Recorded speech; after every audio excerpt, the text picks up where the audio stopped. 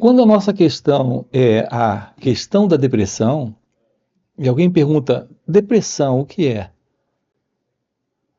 O que é essa condição psíquica de sofrimento presente? Por que é tão comum estados internos de dor emocional, de dor psíquica? Por que passamos por isso? Por que vivemos isso? Por que isso está presente? Então vamos investigar isso aqui com você. Vamos aprofundar isso. Por que carregamos o peso da ansiedade, da angústia, da preocupação, o peso da depressão ou das diversas formas de medos? Por que isso está presente? Isso está presente porque você se vê a partir de uma construção que o pensamento construiu. O pensamento estabeleceu sobre você um quadro, uma fotografia, uma imagem. Então você é esse quadro. Você é a autoimagem. Essa autoimagem é o quadro, é a forma como você representa você para si mesmo. E qualquer coisa que atinja esta imagem, atingiu você. Se, por exemplo, você tem uma ideia de ser alguém inteligente e alguém lhe acusa de ser estúpido, como você tem de si mesmo uma imagem diferente, pode ser até que a pessoa esteja com razão. Em algum momento você esteja agindo de uma forma estúpida ou não inteligente, mas como você tem uma imagem de si mesmo, de ser inteligente, você preserva essa imagem, cultiva essa imagem, idolatra essa imagem. Você é isso. E se alguém toca nessa autoimagem, isso lhe enraivece, lhe aborrece, lhe entristece ou lhe deprime. Então, o que é a depressão? É esta imagem que foi tocada, que foi violada, que foi colocada em descrédito. Mas se você não tivesse uma imagem sobre você, se você realmente estivesse lidando com você exatamente como você é, sem qualquer imagem sobre si mesmo, você ficaria ofendido? Você ficaria magoado? Você ficaria triste, com raiva ou deprimido? É isso que nós precisamos compreender. Nós estamos vivendo uma vida, em teoria, em abstração, em defesa de uma construção estabelecida pelo pensamento. Essa é a autoimagem. A pessoa, esse mim, esse eu, não é outra coisa.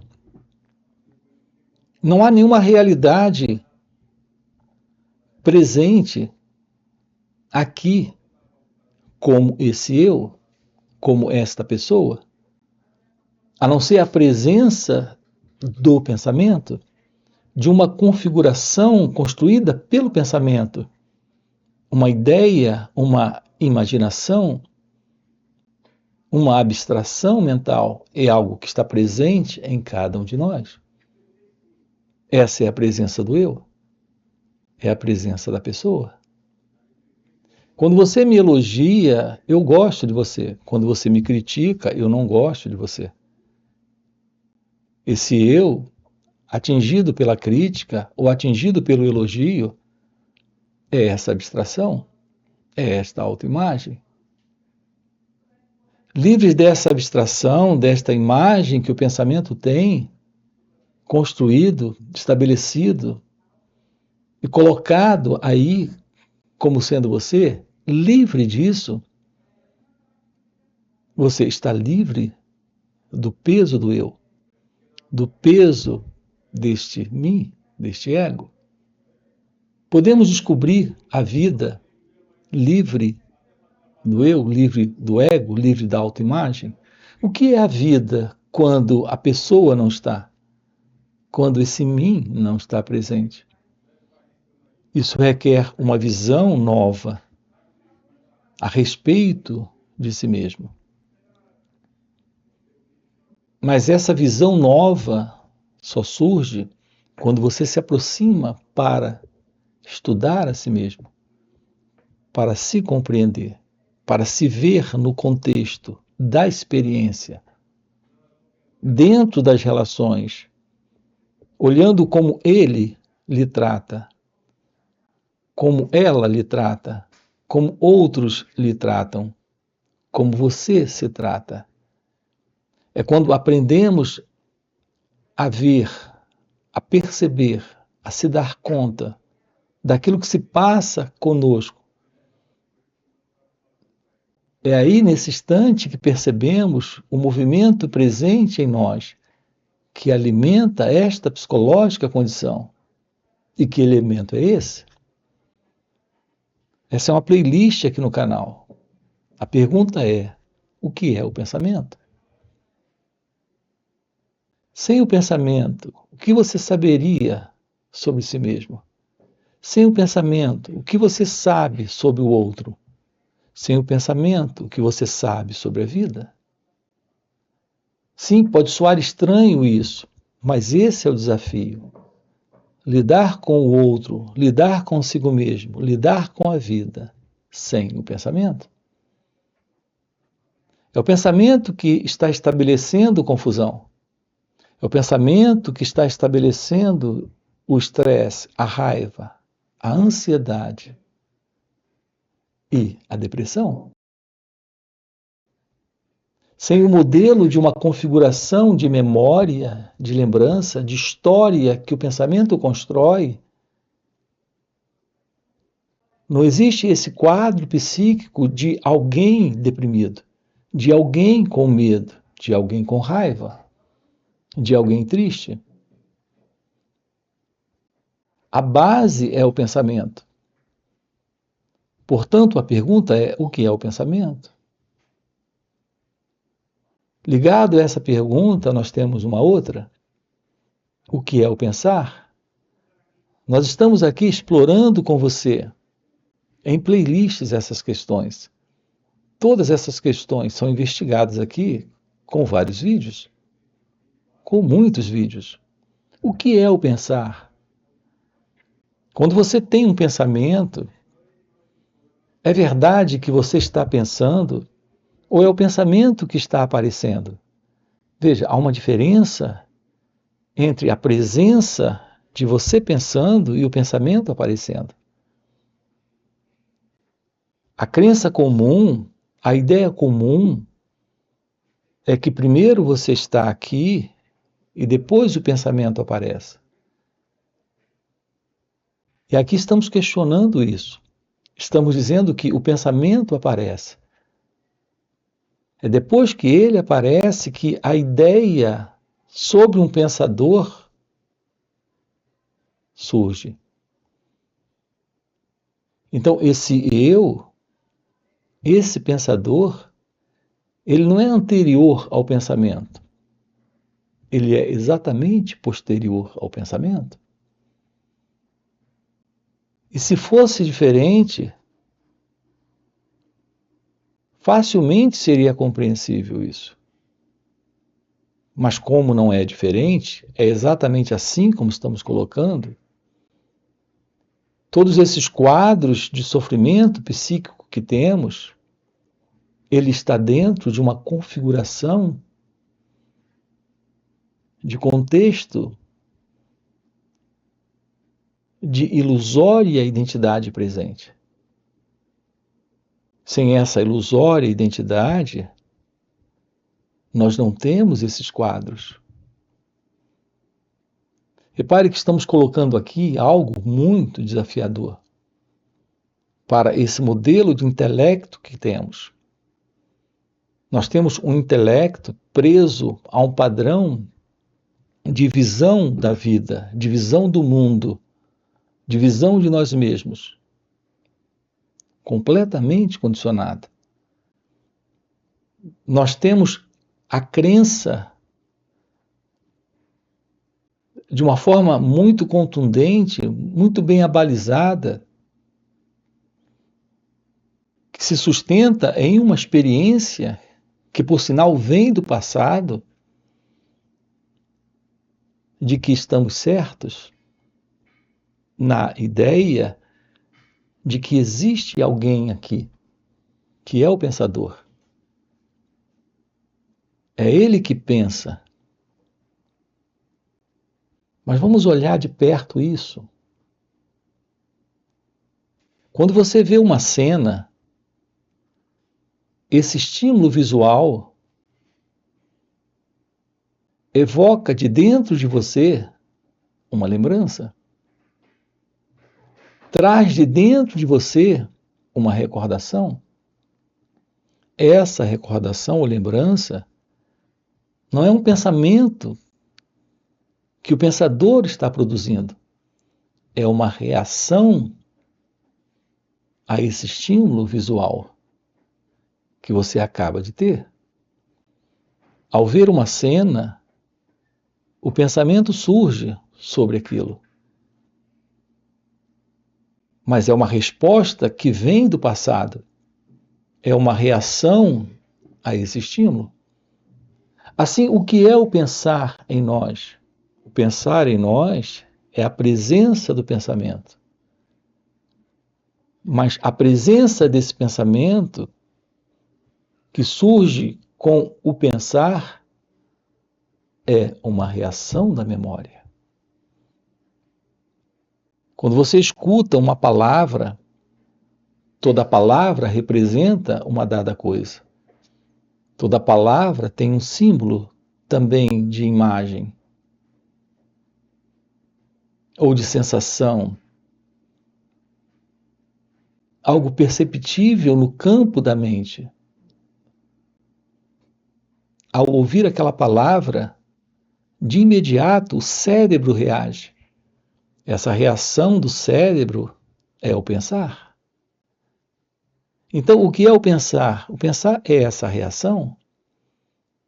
Quando essa reação acontece, aquela palavra agora tem dentro de nós o símbolo. Se, por exemplo, eu uso aqui uma expressão, qualquer palavra, a palavra mesa, no momento em que uso a expressão mesa, de imediato o cérebro reage e traz a forma de uma mesa em seu cérebro. Repare, não há um pensador pensando sobre a mesa.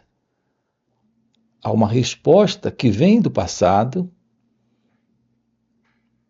do que a palavra mesa representa. Isso é o pensar. Então, o que surge primeiro é o pensar. Esse pensar é o pensamento.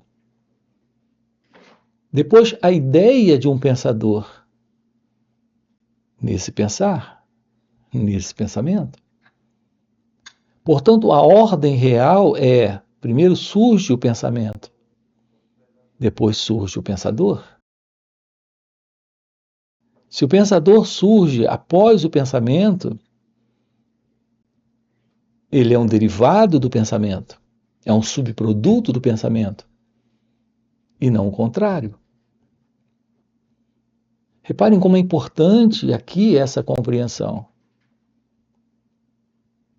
Nós fomos educados na crença de que estamos pensando. Na verdade, nós não estamos pensando. O pensamento está acontecendo. E quando ele acontece, nós caímos em uma armadilha, em uma pegadinha, é a ilusão de que nós somos os responsáveis por esse pensamento.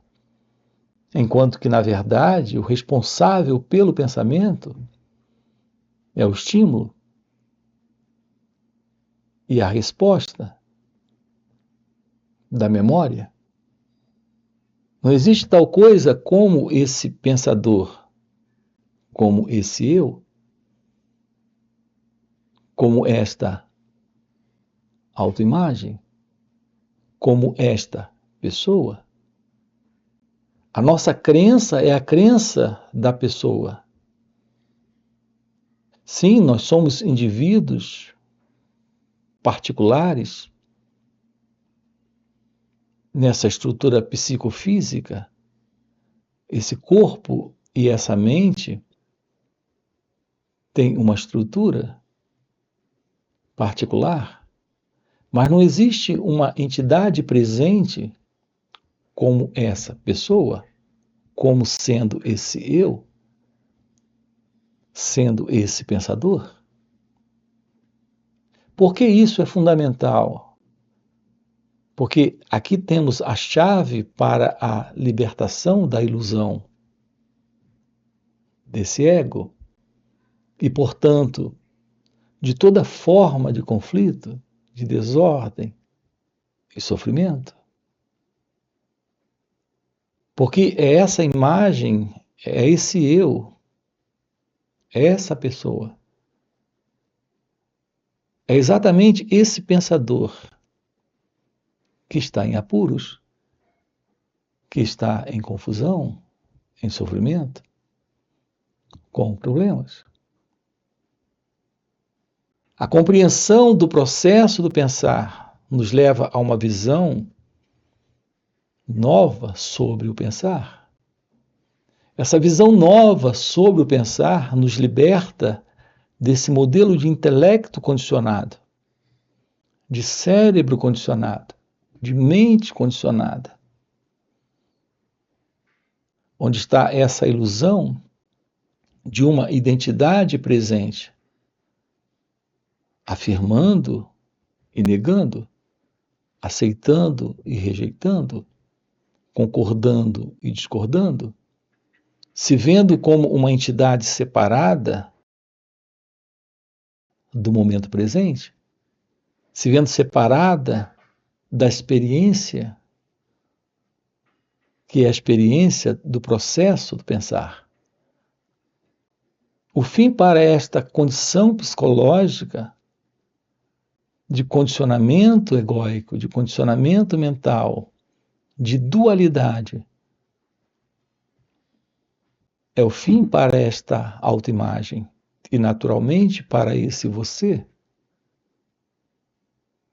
que é o eu, o pensador, esse mim. Lidar com a vida nesse momento, sem o pensador,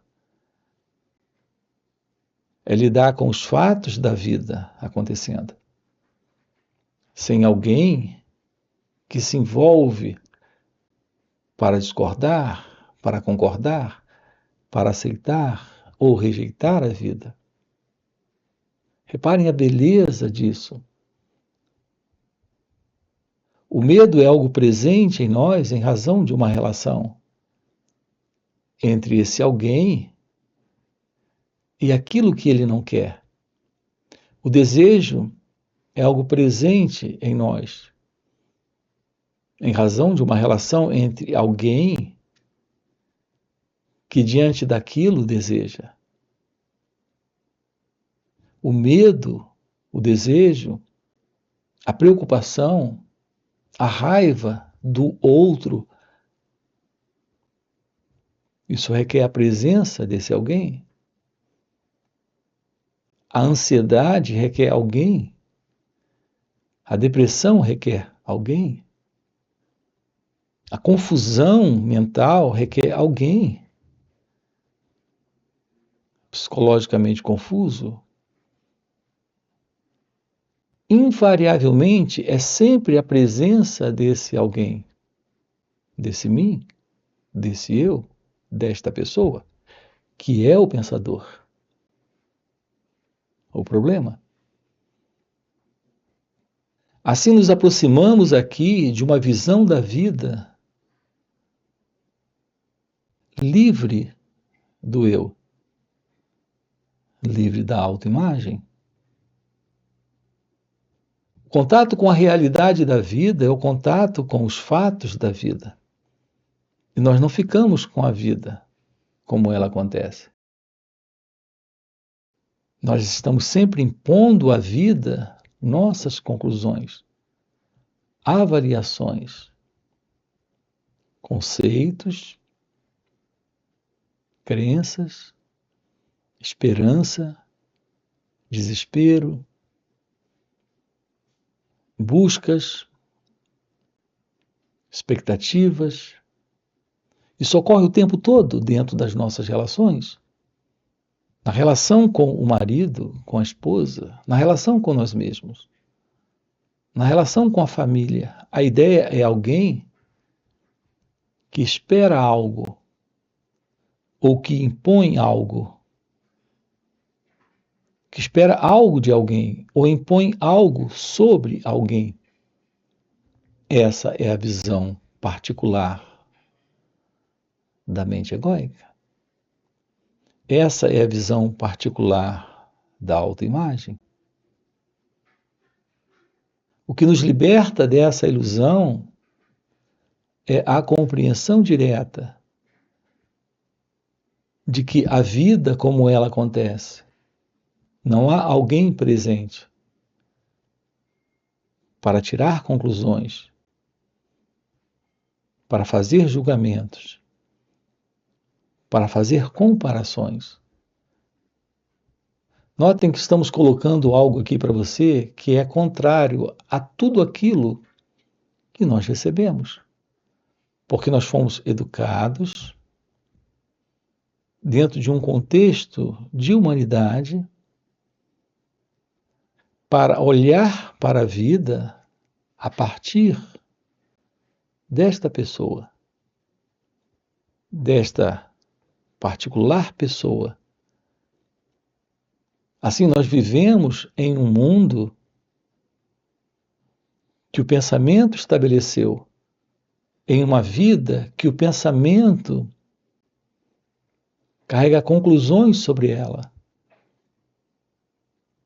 Lidamos com situações a partir desse gostar ou não gostar delas. É assim também com pessoas. Essas pessoas são imagens. Além da imagem que você tem sobre quem você é.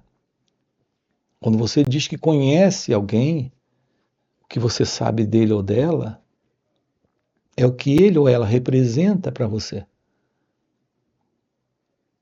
Mas isso é de fórum íntimo? É algo que está presente em você como um pensamento? Você não está com a verdade dele ou dela. Está com a ideia sobre ele ou ela. Reparem as implicações disso, a confusão que isso representa.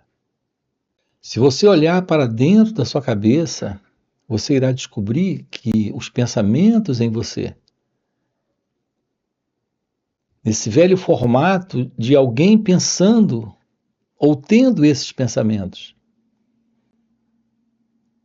esse alguém estará constantemente tirando conclusões sobre essa experiência do momento. Se você olhar para dentro de si mesmo, perceberá a inconsciência desse movimento. Você está como que hipnotizado, sonhando, adormecido, nesta reação da memória, quando está presente, sendo o pensador, identificado com pensamentos presentes dentro de você, você está tirando conclusões sobre quem gosta de você, sobre quem não gosta de você, sobre o que a vida é para você, sobre o que está faltando na sua vida, sobre o que não está bem na sua vida. E naturalmente fica muito claro esses estados internos que surgem dentro de você,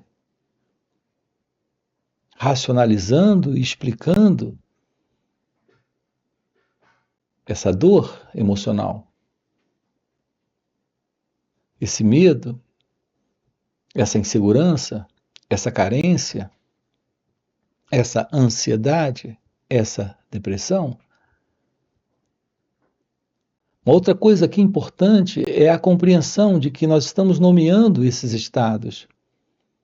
Ao nomear esses estados, esse intelecto condicionado em nós, esse modelo do eu, desse pensador, ao fazer isso, ele está apenas explicando para si mesmo, justificando para si mesmo e se conformando a esse quadro e se sujeitando a esse quadro.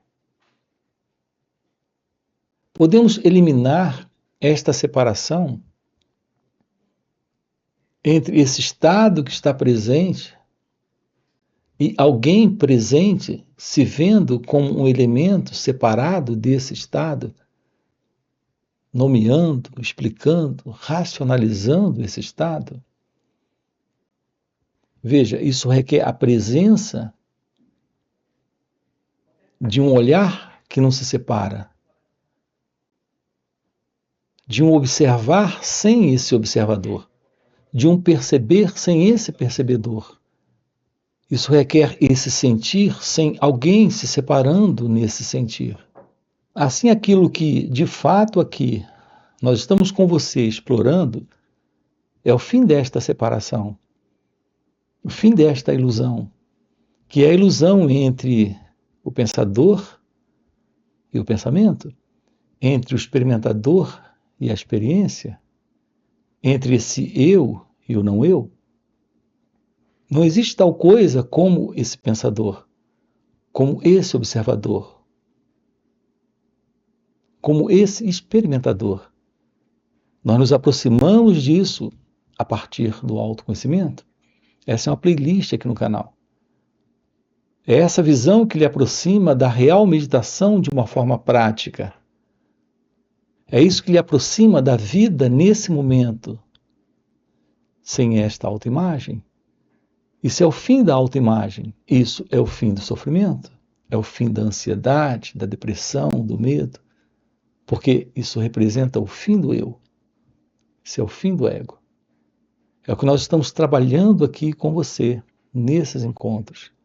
Nós temos 2 dias juntos, sábado e domingo, para aprofundar isso. Quero deixar aqui um convite para você. Você tem aqui na descrição do vídeo o nosso link do WhatsApp para participar desses encontros online nos finais de semana. Fora esses encontros, temos encontros presenciais e também retiros. Se isso é algo que faz algum sentido para você, já fica aqui um convite, já deixa o seu like, se inscreve no canal, coloca aqui no comentário, sim, isso faz sentido. Ok? E a gente se vê. Valeu pelo encontro e até a próxima. Viva sem pessoalidade, viva sem autodefesa, viva sem proteção, viva sem nenhum escudo à sua volta.